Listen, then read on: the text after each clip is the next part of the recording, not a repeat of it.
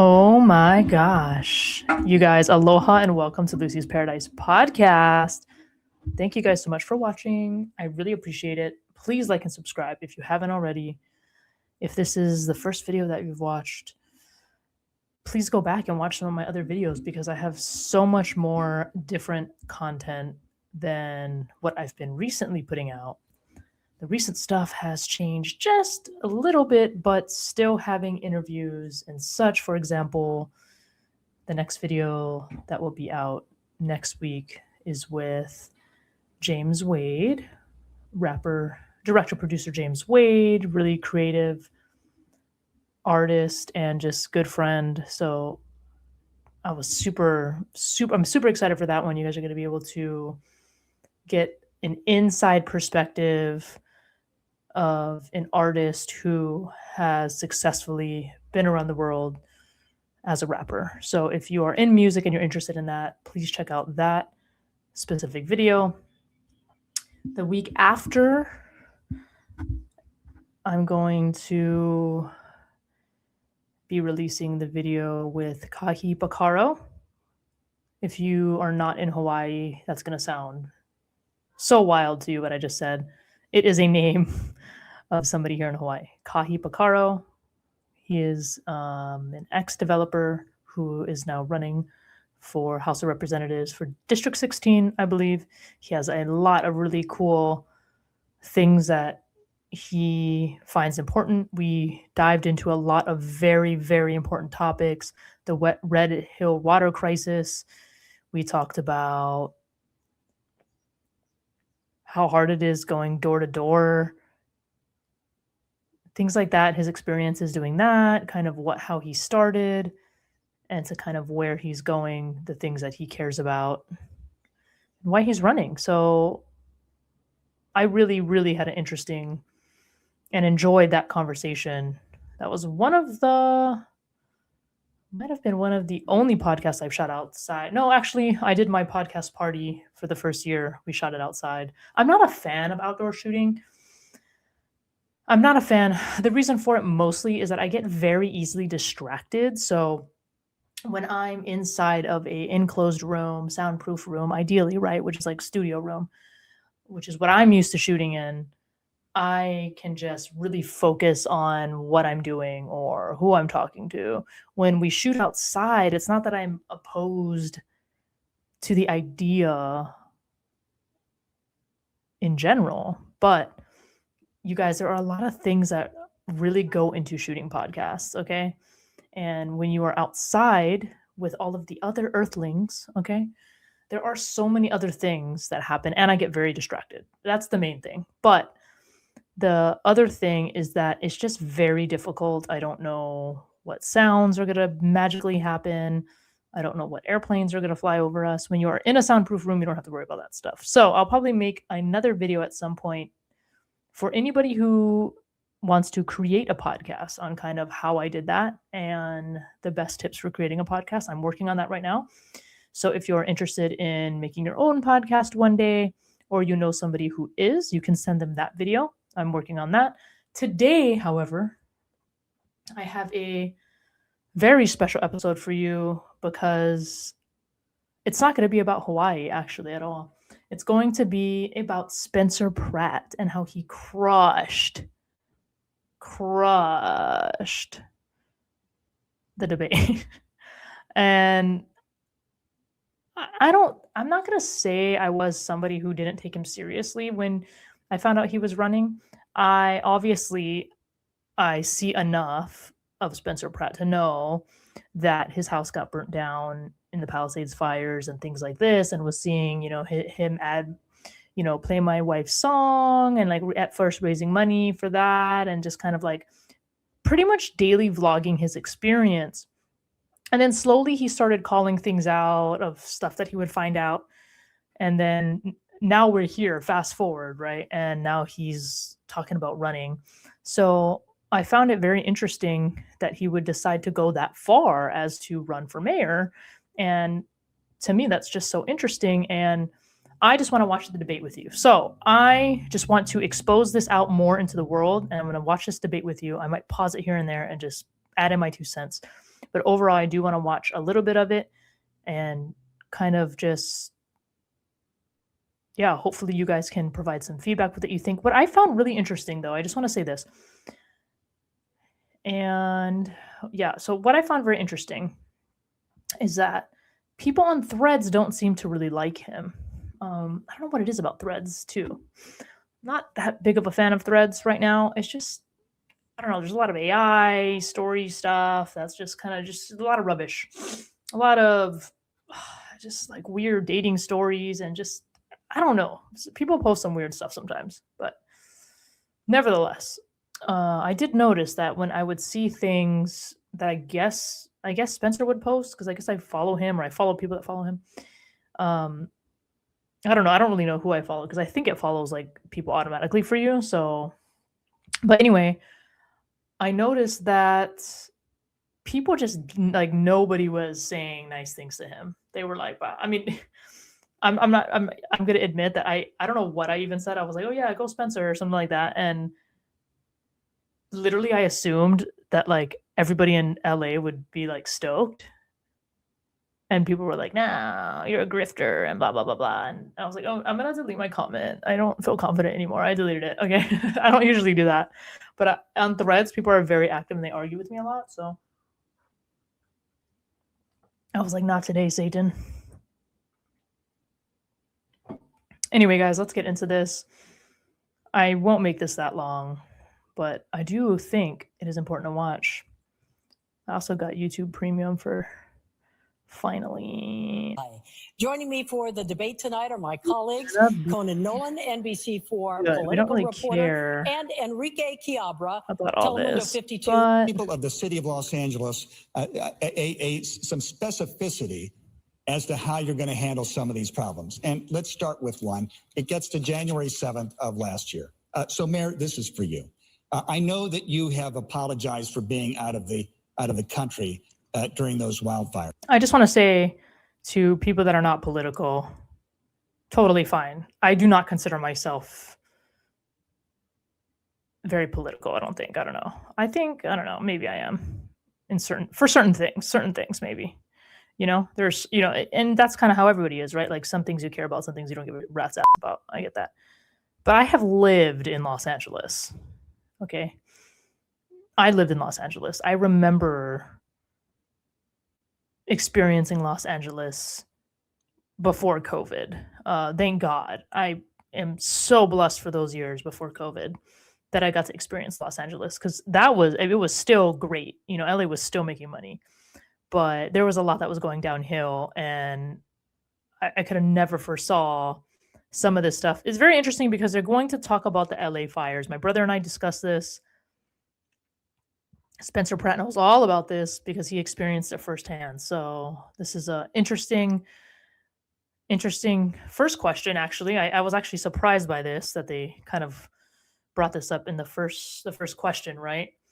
They're talking about, you know, Karen Bass wasn't around during that time. She was gone, but just, I mean, I'll let Spencer kind of explain. But still, there are plenty of people who believe that the city let them down. The Los Angeles Fire Department, for some reason, didn't have a strike team or a brush unit where there had been a fire just days earlier and had been reports it was still smoldering. That appears to be inexcusable. LADWP had that is true, what he's talking about. Now, see, certain things I don't really know deeply about, right? So I feel like I have to go and research before. But if that is true, I feel like that's some sort of negligence somewhere, right? Because, I mean, how a city is managed is really, really important. Obviously, Los Angeles is a high density populated city, but there are a lot of issues going on there right now. And in terms of the homelessness and people on drugs, it's extremely sad. But yeah, this is interesting. This is interesting to note because this is basically what they think causes the actual Palisades fire for the Pacific Palisades. Or that was dry. The fire hydrants went dry. So based on that issue alone, articulate for us why you should get a second contract as the mayor of the city. Absolutely. Well, first of all, thank you very much for the opportunity to speak with you. You know, when I took over as mayor, LA was definitely facing an awful lot of tough problems. And obviously, January 7th was horrible. And as I have told you before, it was one of the worst moments of my life to not be here when my city needed me. Can you imagine being on a trip as the mayor and be like, uh-oh. Awkward. Like, it's not like you're gone on your lunch break. Like, you were in another country, bro.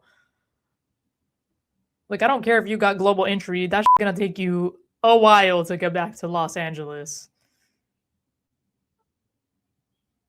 I don't know, y'all. What do you guys think? What do you guys think? I want to know what you guys think. Like, you guys can completely agree with Karen Bass, agree with Spencer. Like, I'm all for that. I just put this stuff that I find interesting out. It's not to convince anybody of anything. I always urge people to do their own research. This is just what I'm showing you from the debate that I watched that I thought was really awesome. That's all. So I'm just, little disclaimer there. I didn't really know that much about Karen Bass, obviously, until her name started getting thrown around a lot by Spencer, obviously. Was away. To me, it reminds me of like if you're away and a family member is in an accident. But I think that I deserve a second term. Great and I'm gonna fight for that. Thank you for because that. we have made or like if you're the mayor progress in a variety of areas. For example, to homelessness was going up year after year. And under my watch, it is the first time we've had a decrease in street homelessness. While it went up in the country, 18%, it came down in Los Angeles, 17.5%. I have expedited the building of housing because our number one issue in this city is affordability. And one of the main drivers for affordability is housing. Right, so let me follow up on the fires, though. Okay, the one thing I really do like about this debate, okay, I must say, they're very good at keeping you on time. Which when you have a ton of questions in a debate, keeping all the people on time can kind of be hard, right? Because everyone's like explaining in their own way. But that's one thing that these guys do really good for this specific debate is that maybe they let some people go a little longer than, like Spencer probably kind of ranted a little bit longer here and there. I guess actually technically probably more people, each of them kind of did that, but not too much. But I think overall they were very good at keeping time. So that's usually really hard in a debate, especially when it gets heated. Based on what we saw, that you prioritized wages and benefits, a hike in the salaries of the firefighters union over the operations budget. We saw those pictures of those engines that were inoperable because they didn't have enough mechanics to fix them. Well, was that a mistake? Explain that decision. Let me just say, first of all, the primary problem there was that the chief sent home 1,000 firefighters. We actually had fire trucks with not enough firefighters there. So yes, there were fire trucks that were broken, but there were also fire trucks that were out of use because she had sent the firefighters home. You are correct. There was supposed to have been deployment and pre-deployment. I can't stop laughing at that. Happen. But the same way that LA was not prepared, neither was the county. Thank you, Mayor. Mayor Bass, Mr. Pratt, this question's for you. Your desire to run for office for mayor of Los Angeles, really born of your own experience. You lost your home in the fire. You lost your neighborhood. How does that really color your view of what needs to happen at this point? And how does that help others moving forward? Yes, thank you for the question. To the Mayor Karen Bass's, the 1,000 firefighters that were available, but there was no engines for them because of the $17 million that Chief Crowley had asked the mayor for 9 weeks before, and Mayor Karen Bass denied it. So they may have been available. Wow, but they didn't have the equipment. Okay, I kind of like how he started off the question saying what he wanted to before he answers the question. Extremely smart in debate. That was actually really needed. Good. Not to mention Janice Quinones, who Mayor Karen Bass put into her position of power at the LADWP. She drained both of these reservoirs that these firefighters needed to put out these fires. A lot of people talk about climate change and hurricane force winds.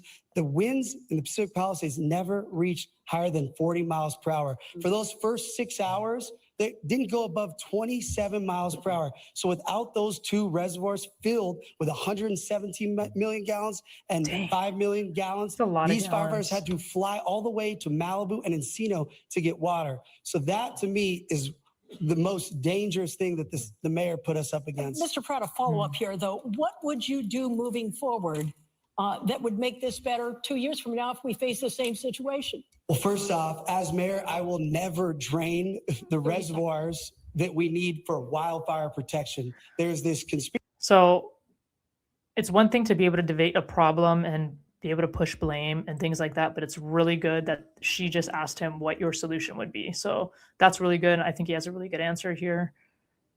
Again, I'm not necessarily, I can't even vote in California anymore, you guys, so it doesn't really matter. I'm just putting this out here for content and discussion purposes. So just so you know, I'm not necessarily behind Pratt, but I must say, what inspires somebody more than getting their house and the neighborhood, their childhood home burnt down to make change? Like,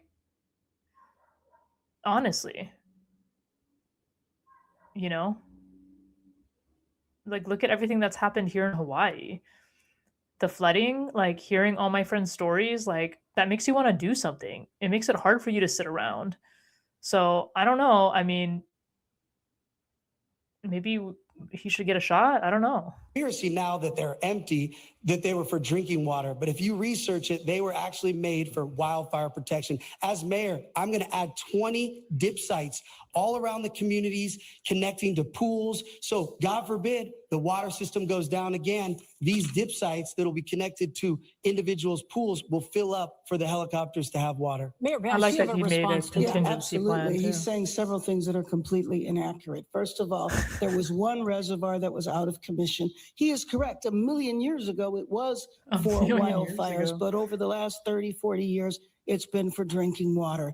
He talked about the winds. That is just completely inaccurate. If that were accurate, then the planes would have been able to fly. And so the winds reached close to 100 miles an hour and the planes were unable to fly. So if there were reservoirs, if that reservoir had been open, it would not have worked. We had two other reservoirs totaling 8 billion gallons that were available. But could not fly. Yes, she mentioned me. So she's an incredible liar.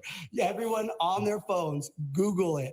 40 weather stations in the Pacific Palisades. It never went above 40 miles per hour. She is referencing the Altadena fire.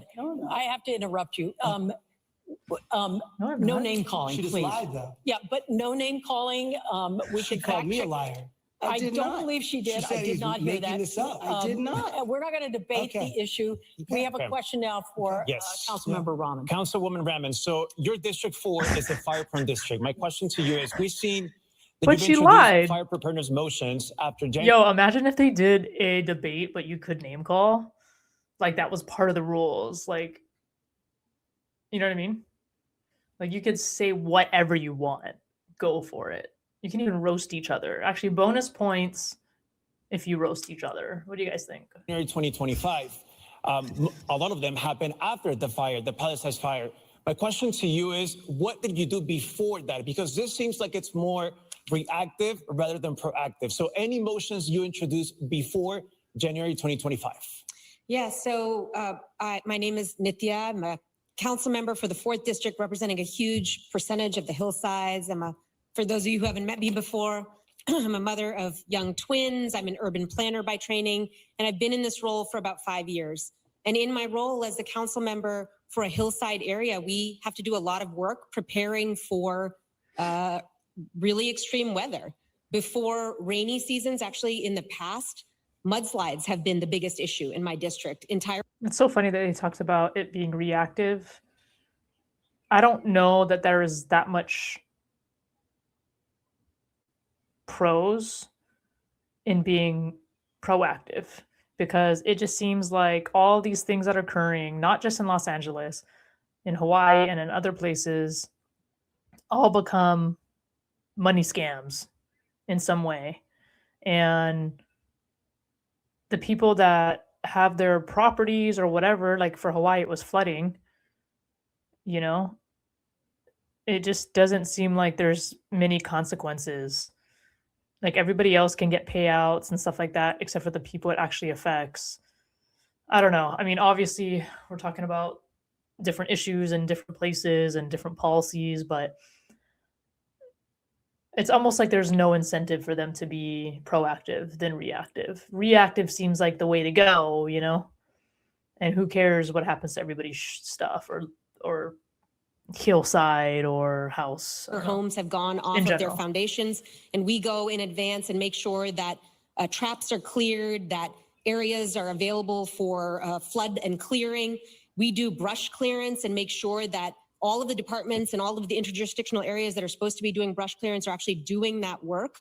Before this set of fires, we sent out an email. We made sure that we were connecting. But is that enough, just sending an email, especially for your district, the Hollywood Hills, Encino? That's a very big fire-prone area. Well, we didn't have a single home that was lost during these fires. I was at the Emergency Operations Center. I was making sure that I was in communication with all of our partners. I also want to make sure that we understand that the mayor's role is to be the CEO of the city.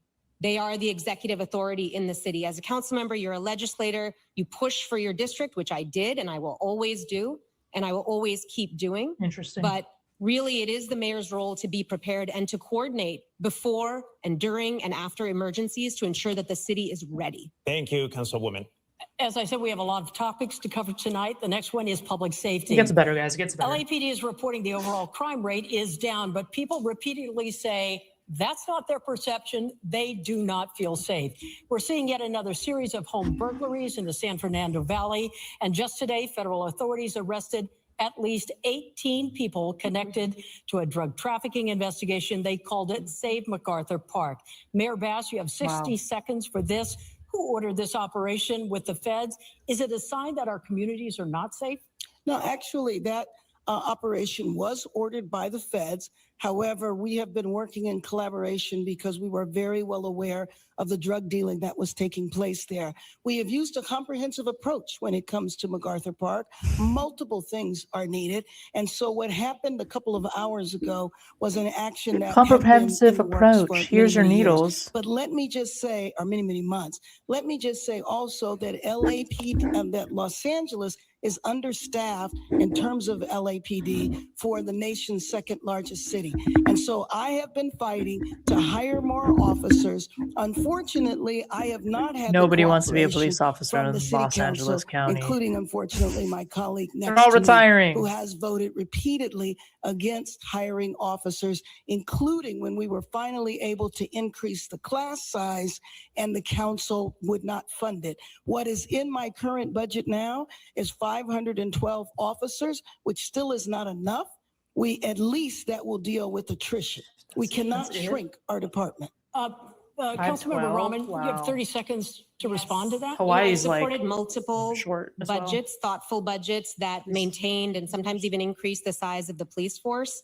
I did vote against a big contract, a contract that gave the police union more money than the city had. A contract and its knock-on effects, which ultimately led to the city having a $1 billion budget deficit last year. That led to us having to cut essential services across the entire city. If you're wondering why your streetlights are out on your block and the Bureau of Street Lighting is telling you that it's taking a year to fix a streetlight, that's why. Councilmember Rahman, thank you. Mr. Pratt, there were 100 LAPD officers working with the feds today. Your response to what went down in MacArthur Park? Jeez, man. It's unbelievable. I hope we have the FBI, the DEA, the CDC, the ATF. The more resources we can make the streets of LA safe with federal money, amazing. I talk to thousands of moms a week. They do not feel safe in the street, no matter what these crime statistics are telling anybody. The only thing I foresee, right, because politicians tell you whatever they want to tell you to get into office, right? We're always leaning, we're always hoping or have the assumption that they're telling the truth, right? So let's just say, Spencer Pratt's telling the truth, whatever.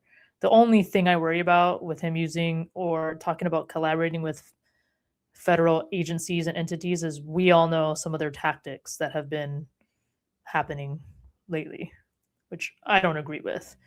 You should be able to, you know, you should be able to do your job without taking lives. You know what I'm saying?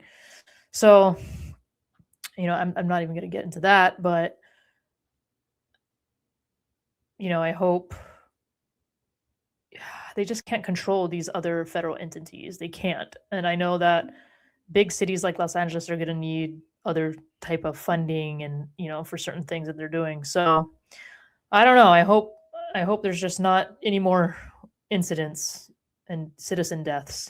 It's not how people feel on the street. There's a difference between people reporting crime and feeling unsafe on the street. And with Councilwoman Rahman, people are more concerned about getting stabbed on the street than the lights being out. So I think Mayor Bass funding the police was important, actually. Mr. Pratt, I have a follow-up question for all of you here. He did Langer's mention me, Deli. so do I get to respond to that?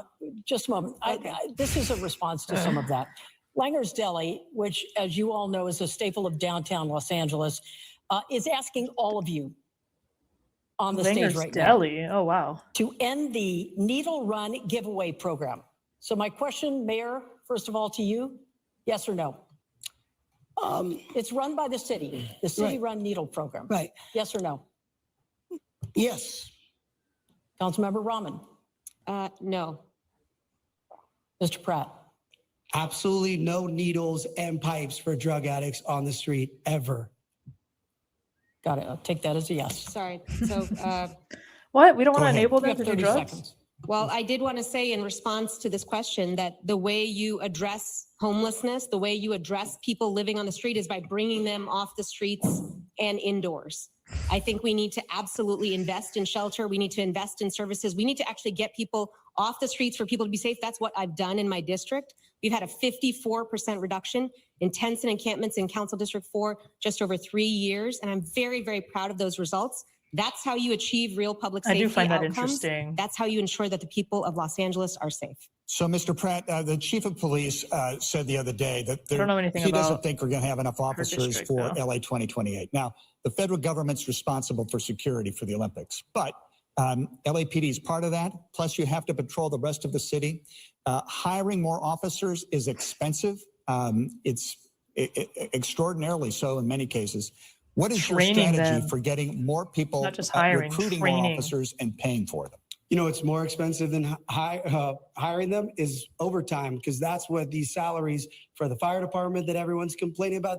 Everyone's understaffed. So first off, I'm going to bring hiring back to the LAPD. Right now, the LAPD is hired by the same people that hire sanitation, and we need to bring it back like it was 20 plus years ago so that police hire police, and we need a 10-year plan. It's going to take 10 years to get to the 12,500 officers that we need, and that needs to be a priority. Dang. Our sheriff's partner, they're the same size. That is they have $1 billion more budget. That's like a for the freaking same army, size. bro. So this idea that Councilwoman Rahman keeps saying that the police department is overfunded, public safety should be our number one priority. And we're going to find all this money when we stop her useless open bed plans that actually doesn't put drug addicts in these housing that we're spending billions of dollars. And we're going to actually start checking where this money is going. Not to mention, when you get rid of all the drug addicts off the street, the police won't be responding to the drug addicts all day long. Thank you. Councilwoman, you can respond.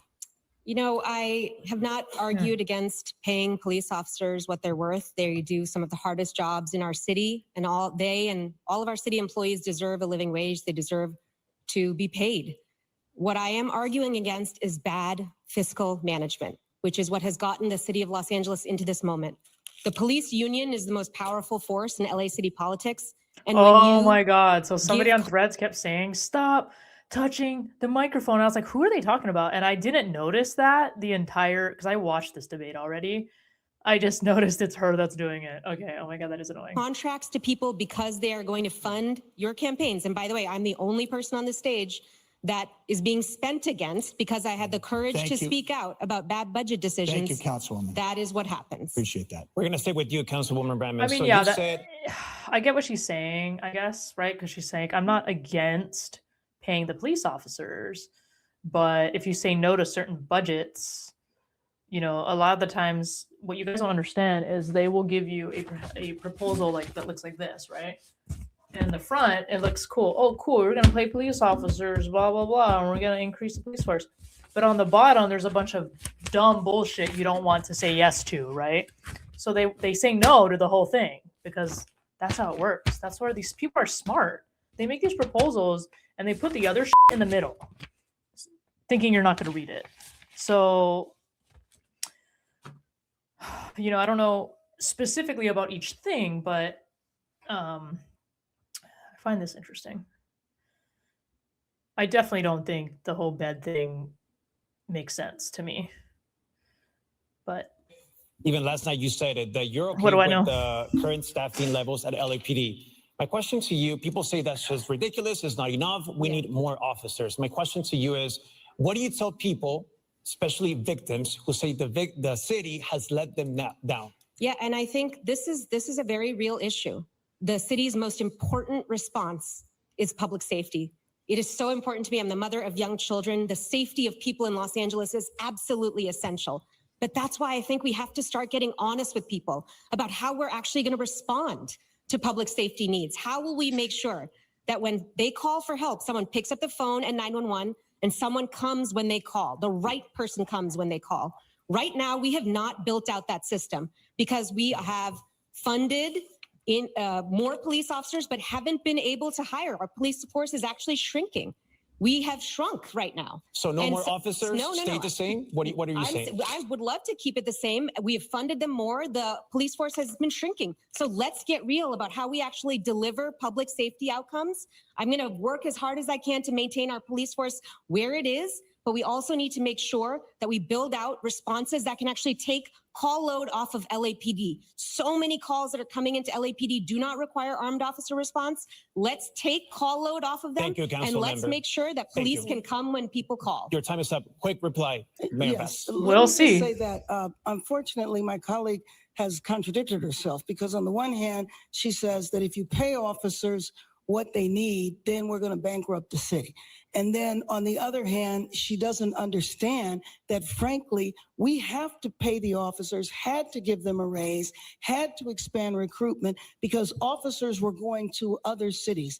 We were not competitive. We have to make a decision. And frankly, my job as mayor, Other my cities, number one baby. job is to keep Thank LA you, Mayor safe. Bass. And we can't keep LA safe with Thank the you. size of the Your time department is we up. have now. Thank you. We're going to talk about homelessness. 4 years ago, when we did a debate, it was the number one topic. It is right up there again.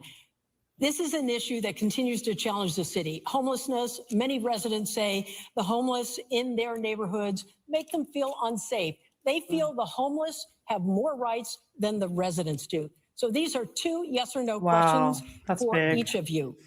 Right now, That's what it getting feels off the like street sometimes. is voluntary. You know Should what that is change? so funny is what they're arguing about right now is so parallel to Hawaii, bro.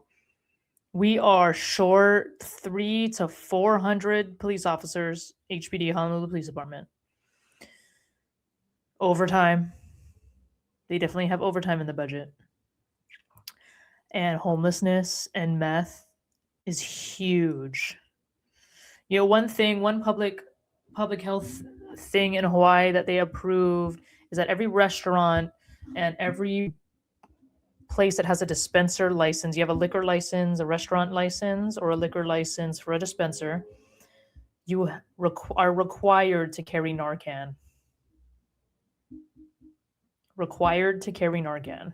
Why? Because it's so common. People are commonly dying from overdoses on the street, stumbling into bars, going into the corner.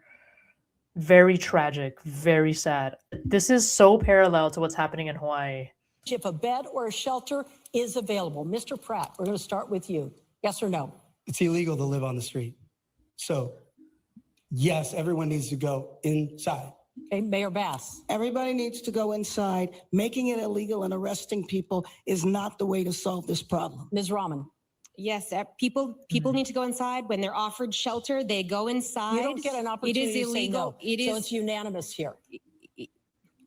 Next question. Do you support the ordinance that restricts encampments in front of schools or daycare centers? Mayor Bass, I'm going to start with you. Yes, or no? Dude, there's so many in LA. Ms. Rahman, yes or no? I support keeping our streets safe. I did vote against the structure He's of shaking this his head particular like, ordinance. yes, And it is please. because at its best, yes or no. it does not, the way this ordinance was structured, It's It's a no. yes for or no. her. it does Yes not or keep, no. it We'll does take not that keep as a our no. children safe. It Say does no. not Mr. keep our Pratt. children safe. No, Mis- What? Mr. it Pratt. doesn't keep our children safe enough. It's a simple yes or no question, Mr. Pratt. What I was saying is she's fighting because she doesn't think there's a difference between 1 foot or 500 feet for kids' safety with Okay. drug addicts with machetes Again, in we'll front of take that schools. yes or no. Of course, we do not want encampments in front of schools, parks, daycare. Okay, I don't right. want vehicles. Mayor, you had talked about inside safe. Let's go into that a little bit. You've I'm suggested very, that there very has been interested progress made, but even Yes. the Los Angeles to see what Homeless Spencer Services could even pull Authority, off which if the he city wins, contracts to be with, honest. has said that upwards of 40%. Just out of curiosity, you know, I wonder. I don't know. I don't know, man. Karen Bash just seems like, are you really trying to solve problems? I don't really know. I really want to know about these statistics. Have left and gone back to the street. I mean, there's a concern that a lot of money is being spent. There's been some progress, certainly not enough. I'll have you defend your program. So, Conan, I declared a state of emergency on day one because I know that what Angelenos want to see are their streets clear. Inside Safe is the only citywide program that we have had that has reduced homelessness 2 years in a row. Prior to that, there was no citywide strategy, and homelessness was going up year after year. We need to have an entirely new system that is frankly independent in the city of Los Angeles because I just don't think providing beds and like areas to sleep and live should not be synergistic of, like, I don't even know if that's a word, should not also include drug treatment. That's just me personally. Like, if you're not attacking, if you're, it's kind of like you're just going to take a Tylenol, right, and you're going to fix the symptom that you get instead of solving the whole problem, you know. Or like, for example, if you have a tumor in your brain, right, I'm totally making a scenario up. You have a tumor in your brain, analogy, tumor in your brain. Are you going to take the tumor out of your brain, or are you going to just take Tylenol every single day, right? That's what I feel like this is a solution to. It's like a Band-Aid for the bigger problem. The bigger problem is people that are addicted to drugs, whether they have a bed or not, are going to continue to do drugs. So being able to have them in some sort of treatment, like, and unfortunately, when it comes to something like that, I mean, that's a whole different, you have to change your entire world.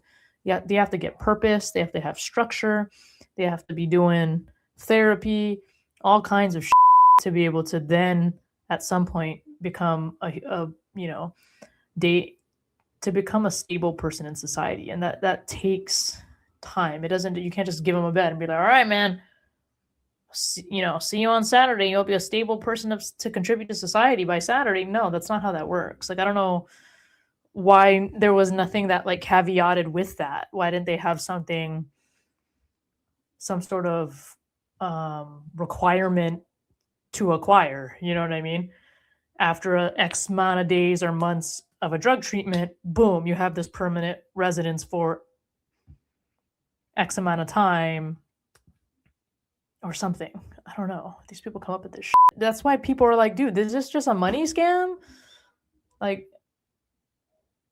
I mean, some of these things are just really creative scams too, though, I must say. we need to build out services once we get people off the street. The same report also said that 60% of the people in Inside Safe stay inside. So it is a program that is working. Absolutely. Does it need to be better? Does it need to be more cost effective? And we're working on that right now by building temporary structures on city-owned property. We can do this, Los Angeles. We have been doing it for the last 3 years, and it's the first time homelessness has gone down. Councilmember Raman, so you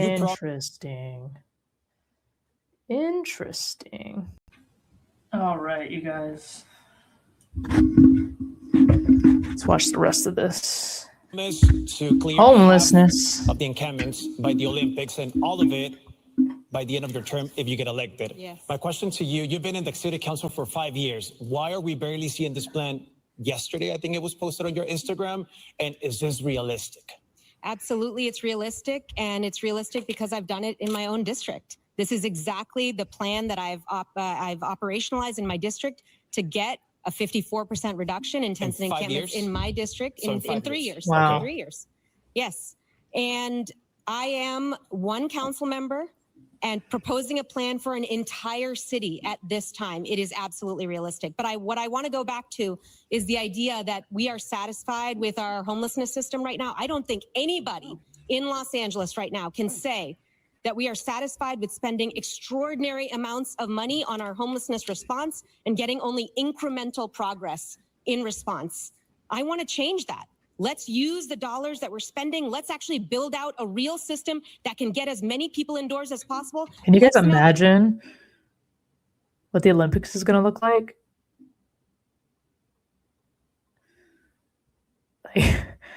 I don't, have you guys even ever walked down Skid Row? No, you haven't. You probably wouldn't survive even 5 minutes doing that. Oh man, the last time I walked down Skid Row, jeez. I would love to see this happening. So she seems very passionate about this. I'm very interested to know how she did this in her district. A whole city. Very interested to see if this is something she can actually pull off. I think that would be really interesting. Put them into $100,000 a year motel rooms for a year or more per person. This system is not fiscally sustainable, and we must work to end this crisis with urgency and with accountability right now. So you'll not make a years into the make a future. commitment to clear all the encampments by the end of your term if you get elected. Yes, that's correct. Promise. Absolutely. Okay. Yes, Mayor. I have to respond. Jeez, that's a big because promise. I know the statistics she's talking about in her district, but the statistics are there because of Inside Safe, because she has called on Inside Safe repeatedly. I took the initiative to go into her district to make sure that encampments were cleared. We absolutely need a new system, and it has to have a comprehensive approach. Right. And there's no rooms for $100,000.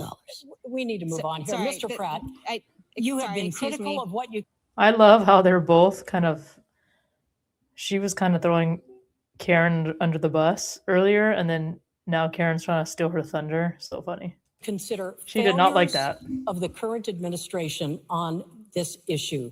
You advocate for what some have called get help or get out of the way. What is that, and how do you do it? I don't know who made up that name. First off, I just want to say, Councilwoman Robin acts like she doesn't have any authority with this homelessness. She was the third most powerful person in city council. She runs the homeless housing thing. She acts like this is just Mayor Bass. First off, Inside Safe, I like to say Inside Safe makes all of us outside unsafe. The reality is no matter how many beds you give these people, they are on super meth. They are on fentanyl. The DEA statistic says 93% of this is a drug addiction problem. Nithya, Councilwoman Robin's plan for treatment first, I will go below the Harbor Freeway tomorrow with her, and we can find some of these people she's going to offer treatment for. She's going to get stabbed in the neck. These people do not want a bed. Oh my they God. want fentanyl or super meth. These ideas cost us That was over a little $400 much. million to house for 70, what did you say? 3,000 people for 400 million? This is absolute failure for both of them. They're a team. So, Councilmember Rahman, you have 30 seconds to respond. I want to just say to everybody who's watching today, you're going to watch today as Mayor Bass and Spencer Pratt attack me because they want to run against each other in the general election. Each of them thinks that running against each other is what's going to help them win. Just They don't face, want to run dude. against me because my ideas, which are based on real results in my district, which are based on real data, a real analysis of the system, and a focus on accountability and using every dollar as effectively as possible, which we have done in my district. I want to take this citywide. This is why this is And you know happening what? today. Councilmember Excuse me. Rahman, we're out of time. I'm going I to give mean, each of just you because it 30 worked in seconds. your district doesn't necessarily mean it's going to work in the entire city. You could try, you know? It doesn't necessarily mean it's going to work. to respond to this. Can I would Mr. love Pratt, to I'm going to start with Thank you, and then I'm going to go to Mayor Bass. First off, Mayor Bass and I are definitely not working together. I blame this person for burning my house and my parents' house and my town and all my neighbors down. I am not working with Mayor Bass. Second off, if I wanted to run against anybody, it would be the council member who is terrible. Mayor Bass has at least been a mayor for almost 4 years and has, as she talked about earlier, the unions, all the unions endorsed Mayor Bass. You think it's easier to run against the incumbent mayor with all the unions or a random city council member who's been a failure for 6 years? I would much rather run against Councilwoman Rahman. Thank you very much. Thank you very much, Mr. Pratt. Mayor, though, specifically, there's a lot of money, billions that are spent on the homeless endeavors. Yes. A lot of that money goes to 501c3s and nonprofits. Now we're hearing the Department of Justice has a lawsuit against the director of Abundant Blessings, $23 million they allege that was siphoned. Project Home Key, I believe, not a statewide project, two real estate developers accused of siphoning off $40 million. There's a perception that we don't know where the money's going. And that we have, the legislative analyst in Sacramento said there are $26 billion in state. Did she just have to like meditate for a sec? Hold up. What was that, bro? What was that? Can I just rewind it? I'm sorry, guys. That was siphoned. Project Home Key, I believe, not What a was statewide that? project. Two real estate Look at her. Was that developers a accused of eye roll siphoning off $40 million. or a There's a meditation moment? perception that we don't know where the I'm just money's curious going. what it was. And that we have, the legislative analyst in Like, oh my Sacramento God, don't freak said there are out. $26 Don't freak billion out. in state funds. We're not sure if that did Don't anything. crash out. So how can we live have TV. confidence that the investment we are making in the future is not going into the pocket of some director who will end up in federal court? First of all, I don't think it's shocking that you do find corruption in big programs like this. And I think it is extremely important to hold them completely accountable. But I will just say that for the first time, we've had a reduction of homelessness 2 years in a row because of policies that I have put in place. I also believe we need to have an overhaul of those the numbers. system, but I can tell you that streets that we have cleared, crime is down. Firefighters don't have to go out. Firefighters spend 30% of their time putting out fires that are related to homelessness. Businesses are able to have customers. Kids are able to walk to school and parents without navigating tents.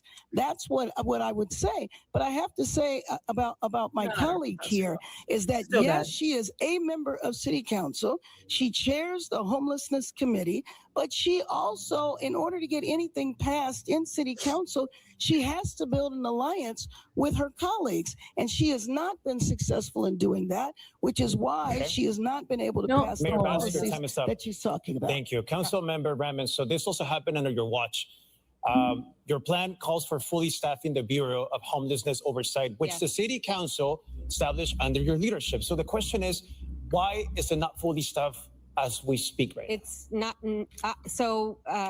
I, as part of my efforts to create accountability on homelessness, I've been pushing for greater oversight within the city. Right now in the city, there is no one Bro, who's she keeps watching touching the our mic. dollars. There's no one, even as we're spending hundreds of millions of dollars every year, there is no accountability in the city. There's no staff at the city that are making sure that every single dollar that you are spending, your tax dollars, are going to the issue of homelessness. People are not watching to make sure those are going towards outcomes. They're not watching to make sure that every dollar is being spent appropriately. That is because the city has not Dude, she invested touches the mic in so oversight. much, I've been bro. pushing for Do I do exactly that that? oversight. I created the first data around performance that the city had because I I pushed do it like and in the it happened. beginning. I or if I lean established the Bureau back. of Homelessness Oversight through my powers she's as a council standing. member. But the mayor is the executive of the city. She has the power to move departments to hire and to build out the staffing. A year after this was established, no new staff members have been hired for this. No Thank you, leadership has been Councilmember. hired. Thank you. No Your time one. is up. Thank you. Mr. Pratt, this next question Oh, is for she you, talked and you have about me. 60 seconds. Mayor Bass would like to respond. I don't know if you heard. Do we have the Go ahead. time? No, I'm just. That was Go ahead, polite. Mayor. Well, thank you. Let me just say that the bureau that the councilwoman is referring to is being staffed. Half the staff are there now. And we have been reducing homelessness again for the first time and building out a system that needs to be built. The problem with my colleague, though, and I appreciate your interest in data and all of that, that is important. But I believe it was important to act in this city. Angelenos do not Says the person that wasn't there during the Palisades fire. want to see encampments on your street. Thank you, Mayor. We got to act now. Okay, Mr. Pratt. Mr. Pratt, thank you for directing traffic up here. We appreciate it. How does your professional experience qualify you to make sure and to oversee a budget the size of LA's $14 billion budget? We know you're passionate about what you're doing. We know you're an entrepreneur. This is a $14 billion budget. What kind of experience do you bring to the table for that?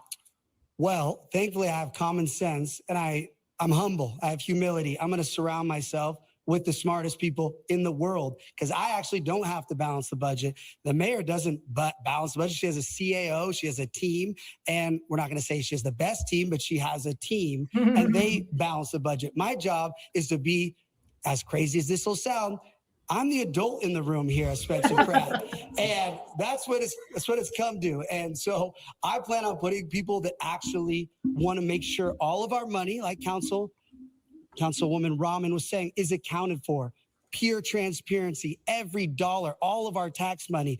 And again, back to what Councilwoman Rahman was saying about that, in her own district, she let one of these NGOs, a building was on the market for $3 million. It sold for $8 million to the NGO with that tax money that she's so concerned about. She wants to watch it all. She can't even keep track of the NGOs in her own district stealing our tax money. So when I'm doing the budget, we're gonna make sure no one's stealing our money. Councilmember Rahman, do you have a response for that? Uh-oh. I'm not sure what Touches the mic. specific building Spencer Pratt is referring to, I'll but post a I link will. after I the- will after also the just debate. say that. Dang. I will also just say that we have pushed extremely hard to build the oversight system. So much so that I had to go out and get philanthropic support to create the data for performance oversight and accountability at the city. The city was refusing To to create the put our data? dollars and our people towards it. This is important. Your tax dollars deserve to be watched. You deserve a system that responds to you with responsibility and accountability. That's what I want to establish. Ms. Rahman, thank you. And Mayor Bass, do you have a response? I don't like to her that as well? wording. Sure. Again, what I have done on my watch is reduced homelessness for the first time 2 years in a row. We absolutely need a system, Actually, that there's is no able homeless. to provide services to people. It has been woefully unacceptable what has been happening so far. I feel we're moving in the right direction, and under my watch, we will continue to do that because we need to make comprehensive changes to what has been going on for so many years before, frankly, either of us arrived in Thank you, City Mayor. Hall. We have a question from a student from the Harvard of the West, Loyola Marymount University. Your name, your major, and what year are you? And your question. Good evening. My name is John Kasabian. I am a senior urban and environmental studies major. My question for you is that Los Angeles remains one of the most unaffordable regions in the nation. If elected, what is one housing policy you would implement immediately? Okay, I or really like this. Mayor, we'll start with you. Yes, the housing policy that I did implement immediately after I declared a state of emergency around homelessness, I expedited the building. 42,000 units are being fast-tracked for affordable housing. We have another 43,000 units that are potential with our adaptive reuse, which means you can change office buildings into housing. We also changed the zoning codes, so we have the potential for another 500,000 units. I know that one of the primary drivers for the lack of affordability in our city is housing and making sure that people can afford to live here. So that is how I have focused on addressing the affordability issue. Now, there's a lot of other factors that come into affordability that we can't control, such as the price of gas or what is happening 3,000 miles away. But every single thing we can do. I must say, in this whole thing, she does answer everything. Like, she does answer. You know, she does give an answer. But I don't know. I don't know, you guys. Rent stabilization, reducing the price of rent, eviction prevention. I started Thank the you, Mayor. mayor's fund that allows us to do that. Thank you, Mayor. Councilwoman?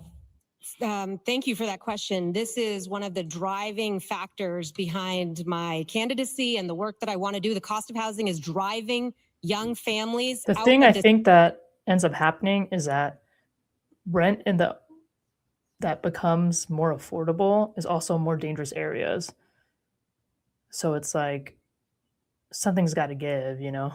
City. It's driving young people out of this city. It is making this into a city that is no longer one of opportunity, and it is not central to anyone else's agenda on this stage except for mine. Oh, The mayor has not had a deputy mayor of housing during a housing crisis for the last 2 years. The ED1 program has entitled 42,000 units, but only 14% of them are actually under construction. What we need to do is make sure that the city gets out of the way.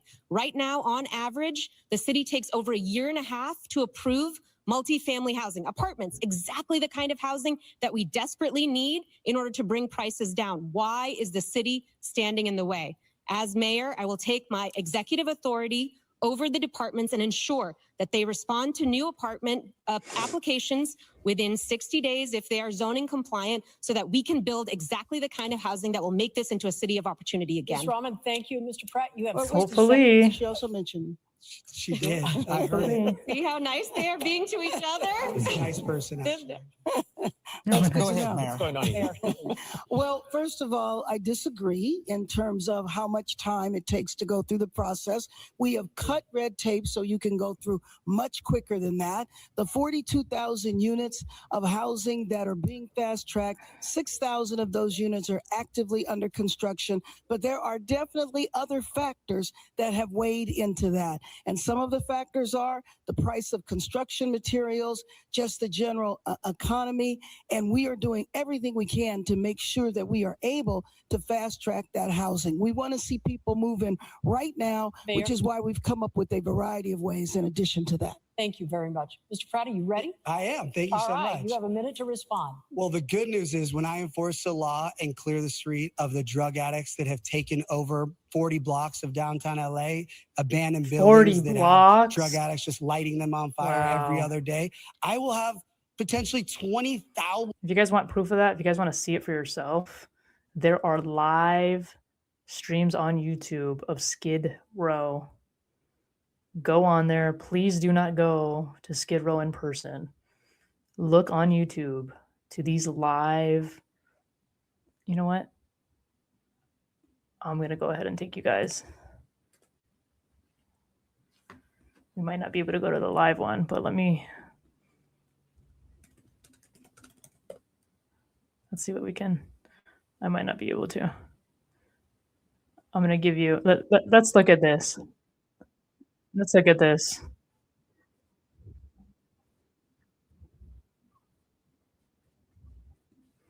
All right. I don't know what's going on. People just fight.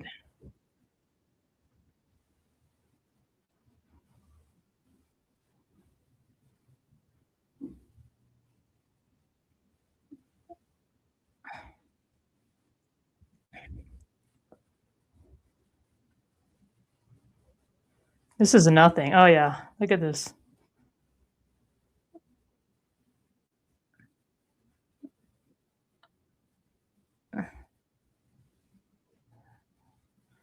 Right? There's a homeless person that's doesn't even feel safe.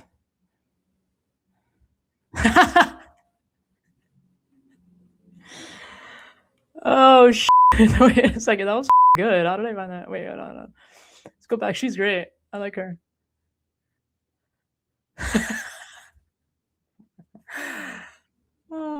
All right.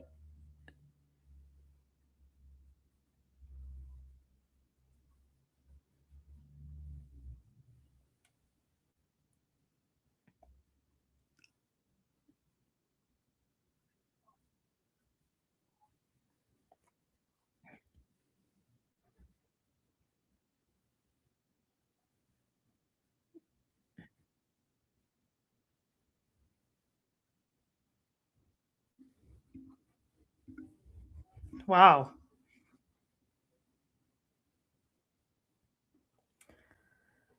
When was this? This is old video, guys, but when was this posted? Let me see. Hold on. This isn't 6 months ago. Is this 6 months ago? There can't be.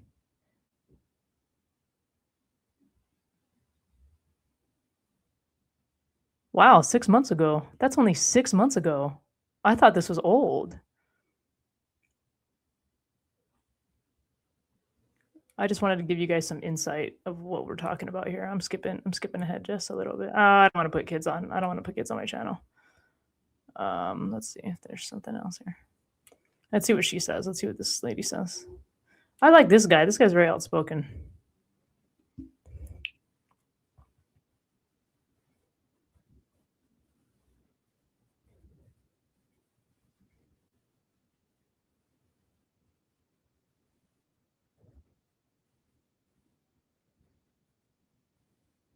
"15 years?"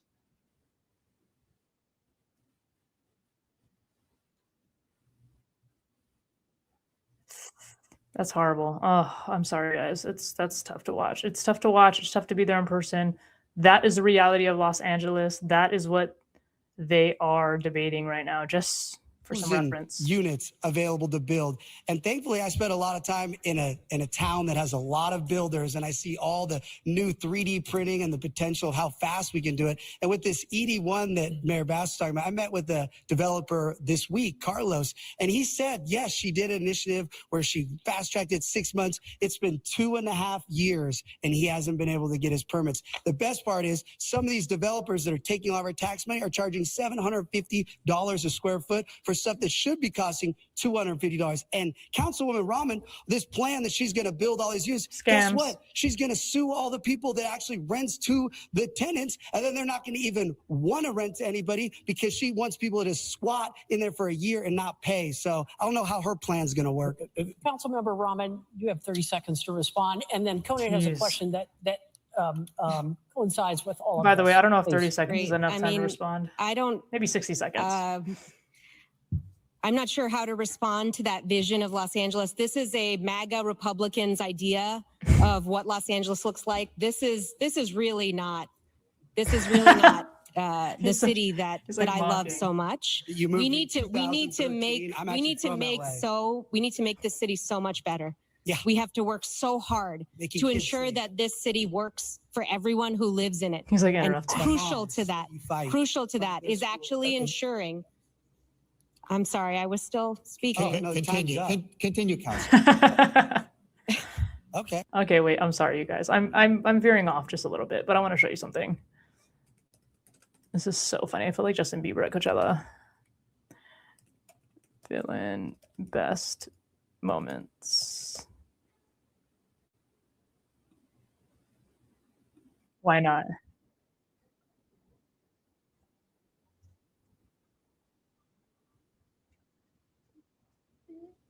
Oh, meltdowns. This is just a character, but I just think it's funny.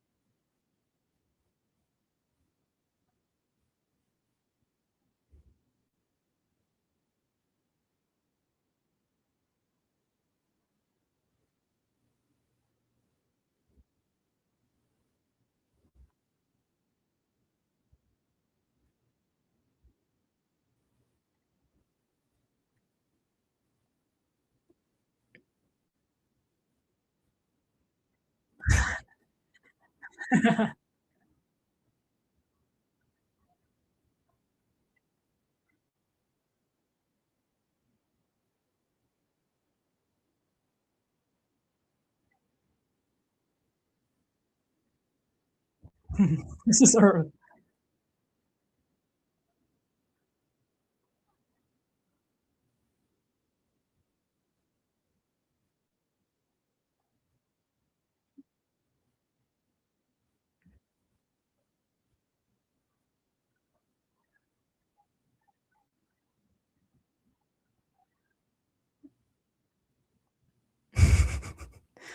He definitely had anger problems back then, a little bit.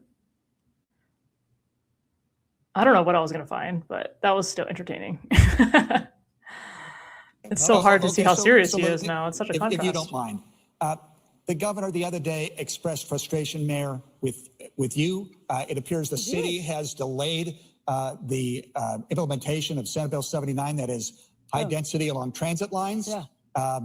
I know that you wanted him to veto that law. He didn't. I know, Councilwoman, you supported that law. Mr. Pratt, I'd like you to weigh in. I don't know if we need a minute for all of this, but can you just tell us, with regard to building transit, a lot of neighborhoods are concerned about this, high density up to 9 stories at transit lines. Why did you want to delay that, Mayor? What, did I want to delay it? Right. Well, first of all, I don't support Sacramento saying that this is what we need to do here in Los Angeles, especially our city, where we are very much committed to building housing. And I feel, especially after all of the units that I talked about, we are on track to build housing. We need absolutely more housing built. Who's But going to move here, SB though? 79 basically says you can build it in any residential area, and I don't believe that that is necessary. In some areas, and I always talk about Sherman Oaks, they don't want their individual neighborhoods disrupted, but they are very open to building housing on their commercial strips.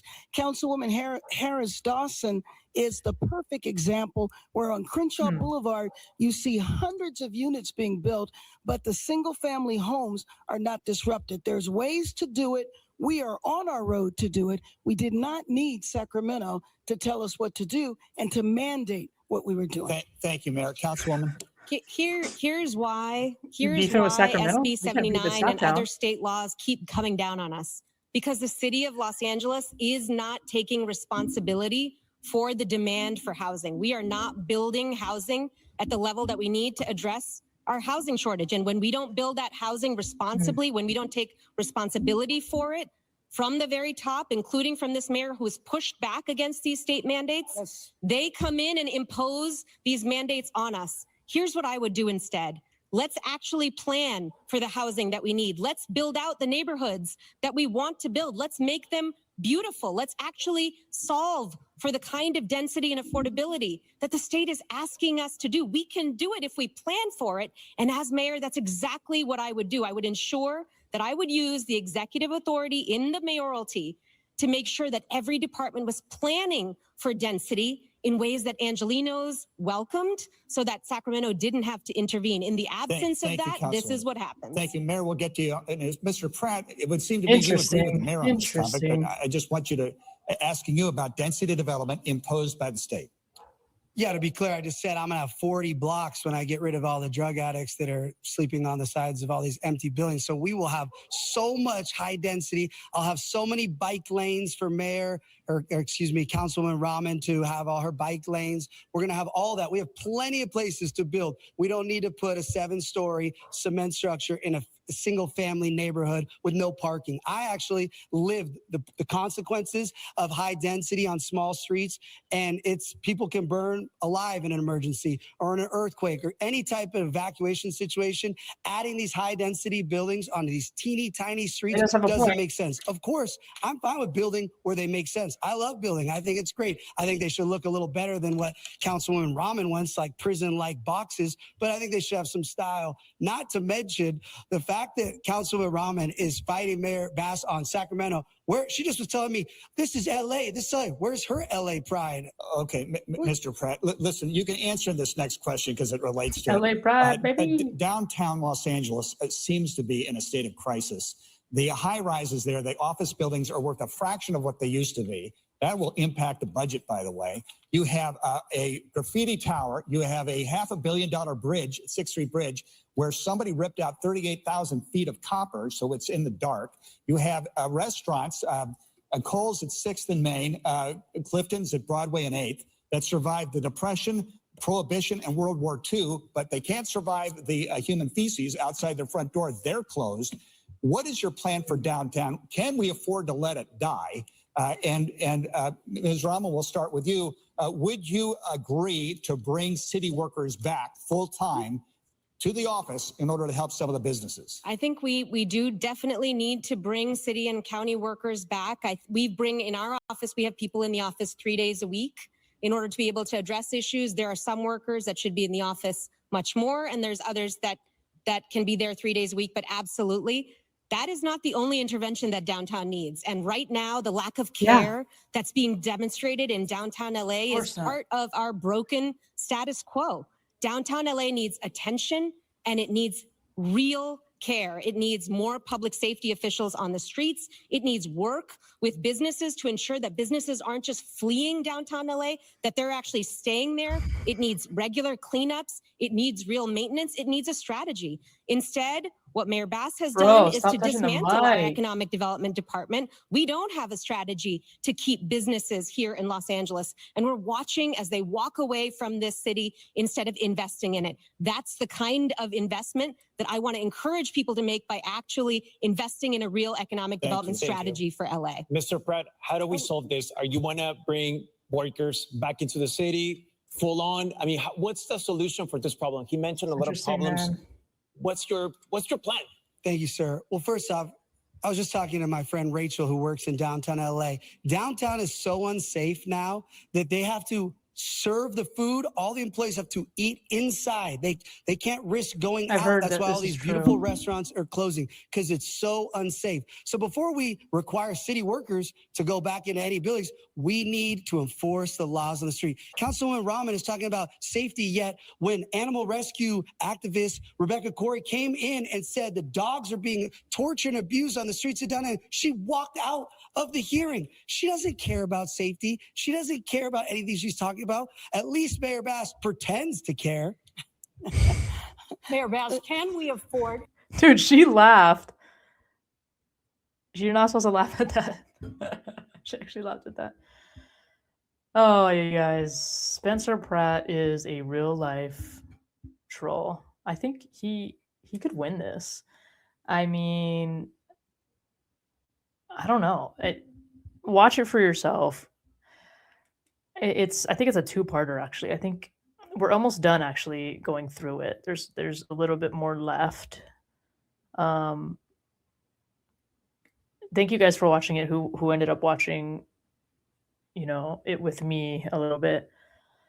I recommend that you go and watch the whole thing on your own. These are things that I personally find interesting. As soon as it went live and I noticed it was out, I watched it. I watched the both parts. I think I watched it again because the first time I'll just kind of like listen to it.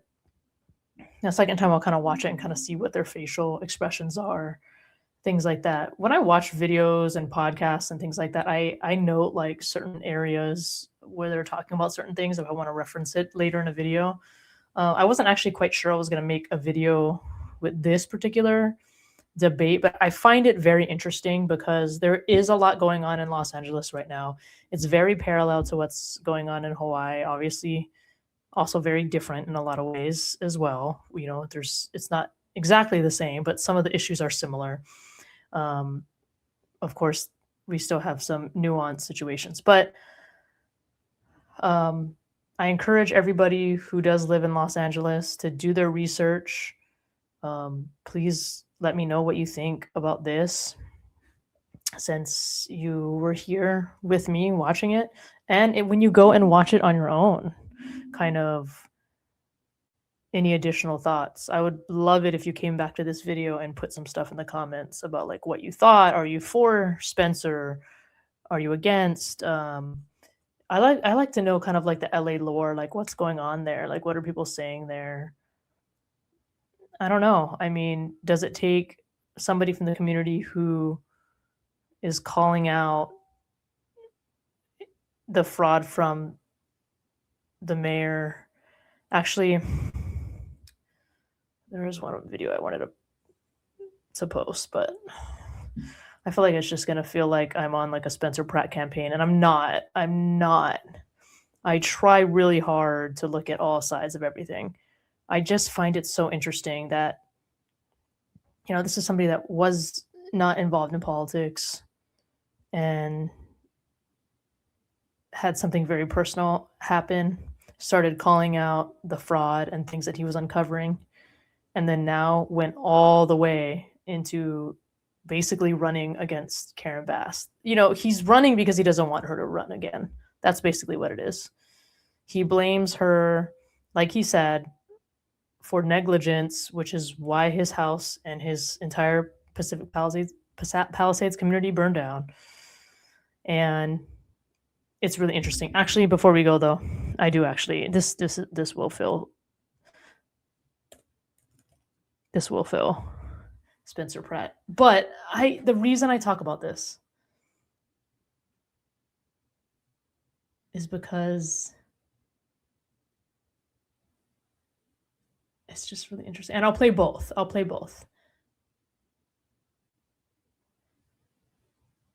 Because this says Spencer Pratt posts AI generated Bass attack ad. Let me see. Let me see. Hold on, I gotta add it back for you guys.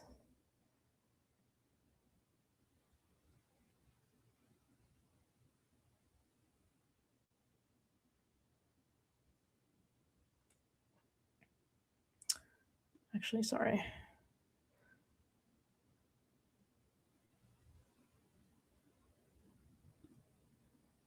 To do it for this one. Hold on.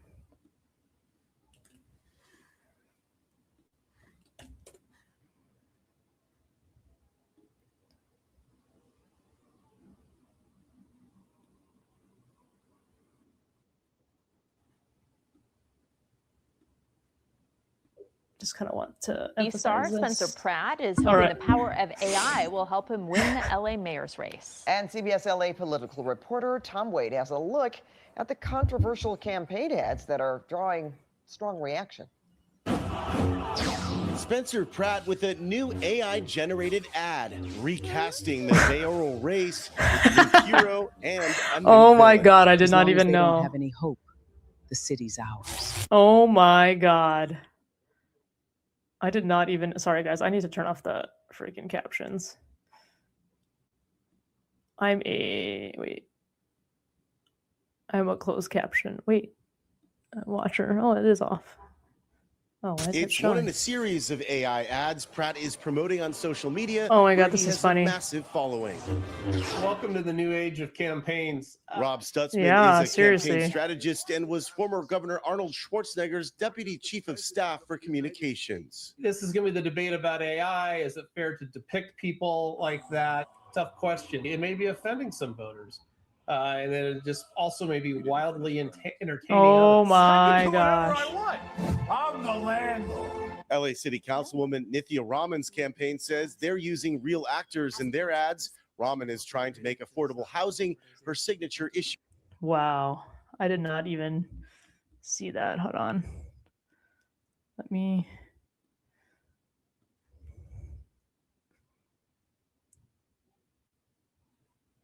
Video. I want to show you guys. I don't want to watch the AI one. I want to watch the.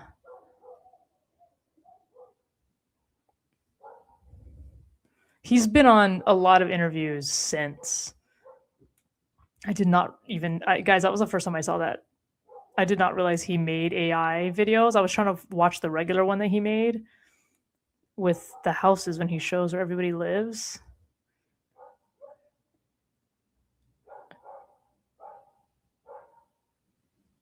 What is this one? The thing I am concerned and feel about him is that I feel like he's exploiting the grief of people in the Palisades, and I think that's right. reprehensible. He is about his own celebrity. He's famous now again.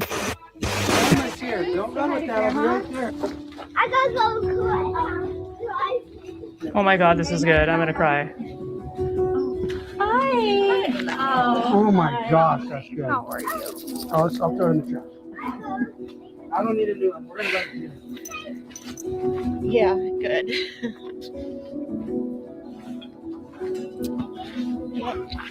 Good. no trouble? So emotional. I can like hardly breathe. Oh, it is pretty cool. It's better than just dirt. Oh, Spencer, this is beautiful. Oh my gosh. Could be worse. Could be worse. Goodness. How are you enjoying your new rental?